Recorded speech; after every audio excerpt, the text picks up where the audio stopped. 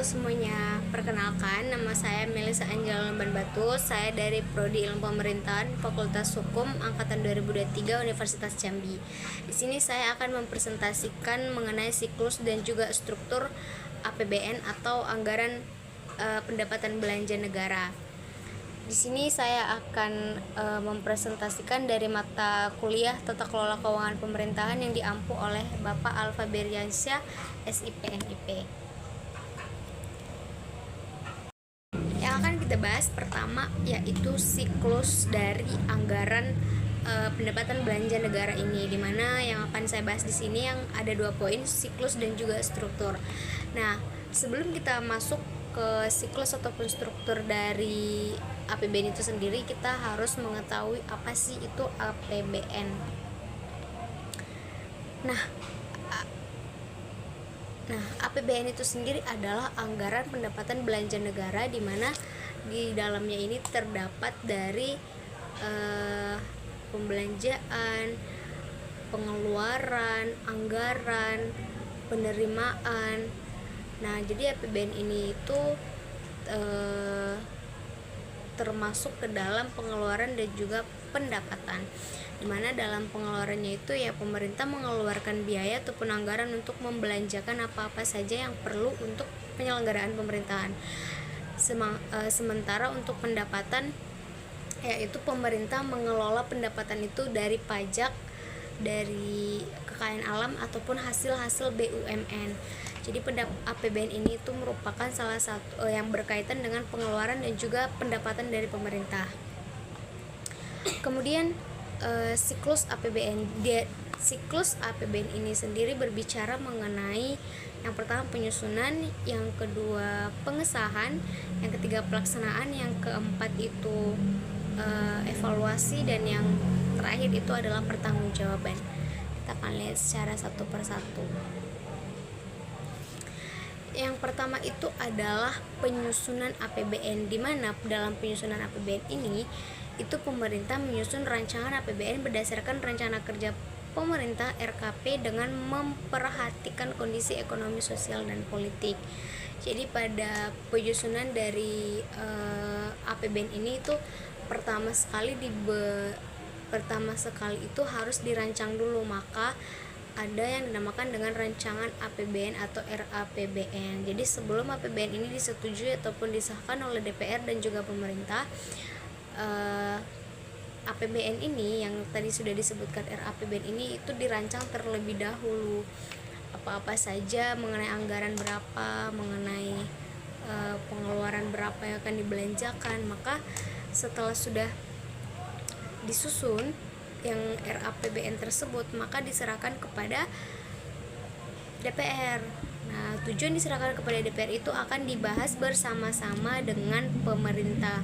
Apakah RAPBN ini layak untuk dikeluarkan anggarannya ataupun tidak ya? Kalau tidak, akan dilakukan revisi. Kemudian yang kedua dari siklus dari APBN itu, yang kedua adalah pembahasan dan juga pengesahan. Dalam hal ini DPR seperti yang sudah saya jelaskan tadi bersama-sama pemerintah itu membahas RAPBN untuk memastikan anggaran sesuai prioritas nasionalkah atau tidak, kemudian disahkan menjadi undang-undang APBN. Jadi pemerintah dan juga DPR dalam hal ini mereka tuh bekerja sama atau berkoordinasi untuk membahas dan mengesahkan RAPBN tadi menjadi APBN.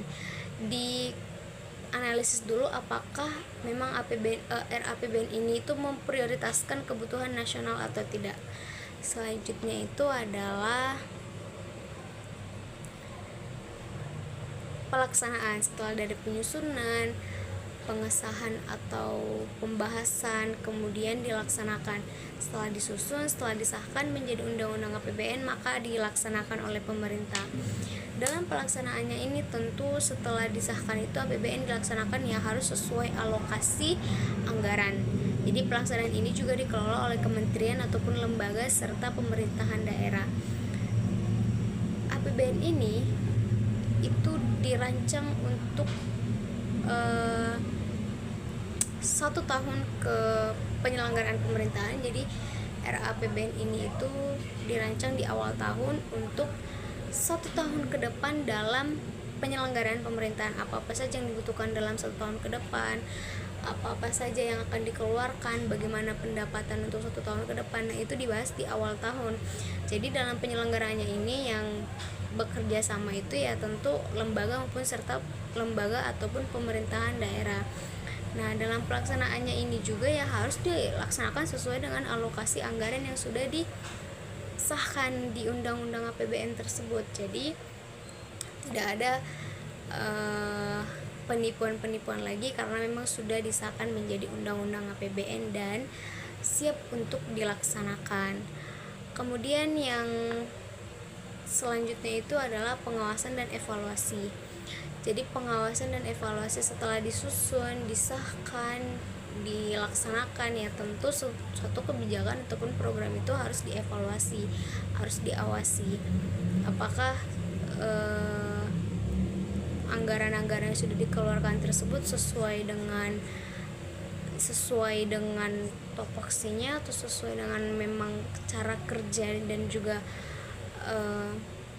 undang-undang atau tidak, itu akan diawasi oleh lembaga yang berwenang. Kemudian dievaluasi jika suatu anggaran ataupun suatu pengeluaran negara yang dikeluarkan kepada pemerintah itu tidak sesuai dengan yang sudah dibahas atau didiskusikan di awal sesuai job desk-nya, maka bisa saja anggaran yang sudah diajukan oleh pemerintah tersebut kepada DPR itu bisa saja direvisi untuk tahun depan. Nah, jika memang tidak berdampak kepada masyarakat atau kepada yang berwenang, ya bisa saja anggaran itu dikurangi ataupun dicabut begitu. Jadi kalau kebijakan ataupun suatu program yang dilaksanakan namun tidak memenuhi syarat, ada lembaga yang berwenang untuk selainnya merevisi ataupun memperbaiki kebijakan tersebut. Sama halnya dengan anggaran, bisa saja anggaran itu dikurangi untuk tahun depan, atau jika berdampak banyak kepada yang membutuhkan bisa saja anggaran tersebut ditambahkan. Yang selanjutnya adalah pertanggungjawaban. Setiap kebijakan ataupun program yang dilakukan oleh pemerintah, terutama dalam keuangan, itu harus dilaporkan. Itu harus memberikan pertanggungjawaban bagaimana kinerja yang sudah ia lakukan terhadap program ataupun kebijakan yang sudah berjalan selama 1 tahun berjalan. Itu harus diberikan laporan kepada yang berhak untuk menerima laporan tersebut. Apakah sesuai dengan topoksinya atau sesuai dengan tugas-tugas dan juga memang syarat yang harus ia kerjakan atau tidak. Maka semua yang ia laporkan ia harus bisa mempertanggungjawabkan. Dalam hal anggaran, karena anggaran ini bersifat sensitif, anggaran juga bersifat ya jika dibahas ya akan istilahnya jika terdapat kesalahan harus benar-benar diperbaiki dan dievaluasi sebaik mungkin. Kalau pertanggungjawaban dan pelaporan terkait anggaran ini, pemerintah harus berhati-hati dan teliti, karena jikalau terdapat kekeliruan dalam anggaran, itu benar-benar diperiksa.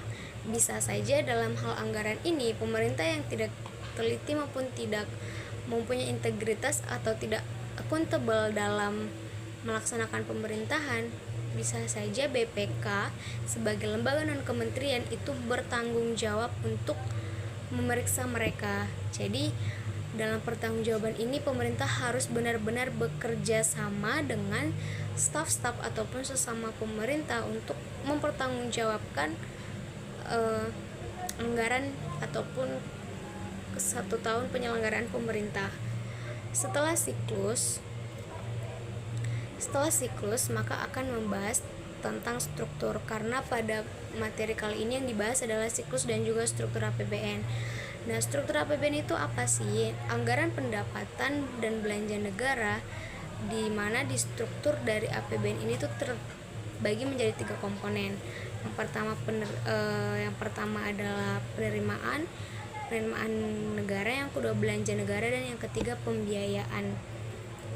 Nah, kita bahas satu persatu di mana penerimaan negara itu, apa yang dimaksud dengan penerimaan negara. Nah, penerimaan negara yang dimaksud di sini adalah semua pendapatan yang diterima pemerintah baik dari pajak, non pajak, dan juga hibah.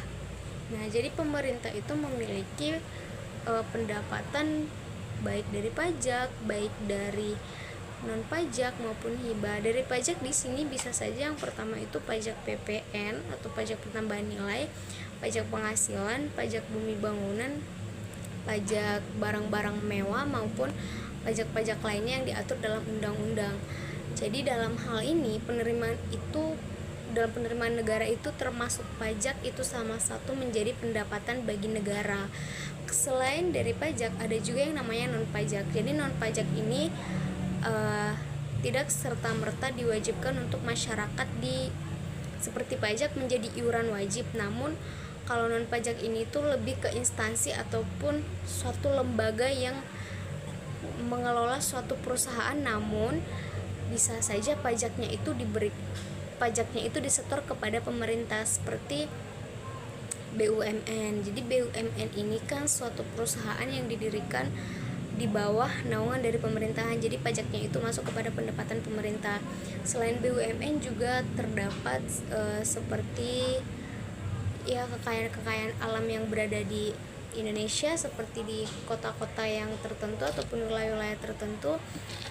Kekayaan alamnya itu bisa dimanfaatkan menjadi wisata mungkin, kemudian pajak ataupun keberhasilan dari alam tersebut, pajaknya itu disetor kepada negara, kemudian bisa menjadi pendapatan negara. Selain itu ada namanya hibah. Jadi hibah ini juga merupakan pendapatan bagi negara apabila negara ini suatu saat menjadi wilayah yang mungkin terkena musibah ataupun masalah yang mendadak, ataupun suatu masalah yang mungkin di luar dari prediksi ataupun ya katakanlah faktor eksternal. Nah, jadi hibah ini tuh merupakan salah satu pendapatan bagi negara juga yang masuk dalam kategori penerimaan negara dalam struktur APBN. Kemudian yang menjadi struktur APBN yang kedua itu adalah belanja negara. Nah, belanja negara, kalau penerimaan negara itu tadi merupakan pendapatan bagi negara, kalau belanja ini adalah pengeluaran bagi negara. Pengeluaran belanja negara itu adalah semua pengeluaran pemerintah untuk membiayai program-program pembangunan dan operasional negara. Belanja negara yang dimaksud di sini kan ada disebutkan membiayai pembangunan dan operasional negara. Operasional negara itu kan artinya penyelenggaraan pemerintah. Jadi belanja negara ini bisa saja belanja barang dan jasa, belanja pegawai, belanja kebutuhan yang mungkin negara akan membutuhkan, seperti kalau belanja barang dan jasa itu adalah pengadaan barang dan jasa di negara. Kalau belanja pegawai itu merupakan tunjangan ataupun gaji-gaji bagi ASN, bagi pemerintah, bisa jadi kepala pemerintah maupun kepala-kepala yang berada staf-staf yang bekerja di suatu instansi tersebut. Intinya kalau dalam belanja pegawai ini yang berkaitan di sana itu adalah pasti gaji tunjangan daripada ASN tersebut. Kemudian banyak belanja yang termasuk dalam belanja negara ini yang merupakan pengeluaran pemerintah.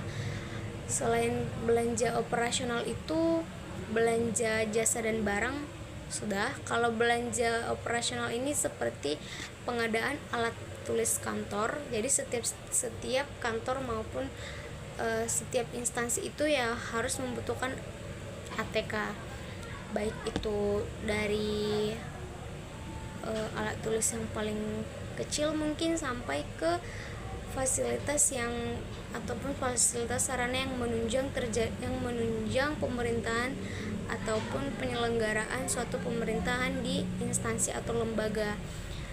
Jadi belanja negara ini adalah pengeluaran bagi negara.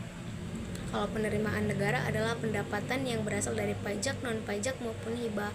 Kalau belanja negara ini ya klasifikasinya ada banyak, ada belanja pegawai, belanja barang dan jasa, belanja operasional yang dibiayai untuk program-program pembangunan negara. Selain itu, yang terakhir adalah pembiayaan. Nah, jadi pembiayaan dalam negara ini diperlukan jika terjadi defisit anggaran di mana belanja lebih besar daripada pendapatan. Kalau pembiayaan ini itu berbicara mengenai defisit dan surplus. Kalau dikatakan negara itu defisit, itu artinya pengeluaran lebih besar daripada pendapatan. Tapi sebaliknya, surplus dikatakan apabila pendapatan lebih besar dari pengeluaran. Namun, dalam kenyataannya negara kita khususnya Indonesia itu sering mengalami defisit, terutama dalam kota-kota ataupun katakanlah wilayah-wilayah yang masih jauh dari